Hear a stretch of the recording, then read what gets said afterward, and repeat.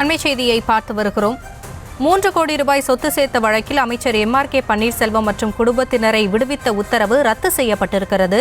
குற்றச்சாட்டுகளை பதிவு செய்து விசாரணையை 6 மாதங்களில் முடிக்க கடலூர் சிறப்பு நீதிமன்றத்திற்கு சென்னை உயர்நீதிமன்றம் உத்தரவு பிறப்பித்திருக்கக்கூடிய அந்த அண்மை செய்தியை பார்த்து வருகிறோம். இது குறித்த விவரங்களோடு இணைகிறார் எமது செய்தியாளர் மதியழகன். மதி, இந்த வழக்கு குறித்தான விவரங்களை வழங்கலாம்.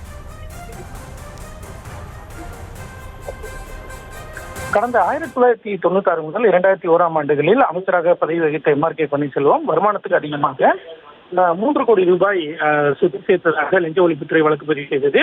எம்.ஆர்.கே. பன்னீர்செல்வம், அவரது மனைவி மற்றும் மகன் மீதான இந்த வழக்கை விசாரித்த கடலூர் நீதிமன்றம் எம்.ஆர்.கே. பன்னீர்செல்வம் உட்பட 3 பேரையும் வழக்கில் இருந்து விடுவித்து உத்தரவு பிறப்பித்தது.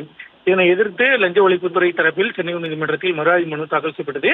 இந்த மனுவை விசாரித்த நீதிபதி பி. வேல்முருகன் முன் விசாரணைக்கு வந்த பொழுது லஞ்ச ஒழிப்புத்துறை தரப்பில் வழக்கில் முதல் தகவல் அறிக்கை, குற்றப்பத்திரிகை மேற்கோள் காட்டி வாதங்கள் முன்வைக்கப்பட்டன. எம்.ஆர்.கே. பன்னீர்செல்வம் உள்ளிட்டோர் தரப்பில் குடும்ப சொத்துக்களையும் அறக்கட்டளை சொத்துக்களையும் குற்றம் சாட்டப்பட்டவர்கள் வருமானத்துக்கு அதிகமான சொத்துக்கள் என்று லஞ்ச ஒழிப்புத்துறை குற்றம் சாட்டியுள்ளதாகவும் குற்றம் சாட்டப்பட்டவர்களை விடுவித்த கடலூர் நீதிமன்றம் பிறப்பித்த உத்தரவு சரி என்று வாதிடப்பட்டது. இருதரப்பு வாதங்களையும் கேட்ட நீதிபதி லஞ்ச ஒழிப்புத்துறையின் மறு ஆய்வு மனு மீதான தீர்ப்பை தேதி குறிப்பிடாமல் ஒத்திவைத்திருந்த நிலையில் இன்றைய தினம் அந்த வழக்கில் தீர்ப்பளித்தார். அப்பொழுது அமைச்சர் எம்.ஆர்.கே. பன்னீர்செல்வம் மற்றும் அவரது குடும்பத்தினரை சொத்து குவிப்பு வழக்கிலிருந்து விடுவித்து கடலூர் நீதிமன்றம் பிறப்பித்த உத்தரவை ரத்து செய்து உத்தரவிட்டு இருக்கிறார். மேலும் அமைச்சர் உள்ளிட்டோருக்கு எதிராக குற்றச்சாட்டுகளை பதிவு செய்து 6 மாதங்களில் விசாரணை முடிக்கும்படி கடலூர் சிறப்பு நீதிமன்றத்திற்கு நீதிபதி உத்தரவு பிறப்பித்திருக்கிறார்.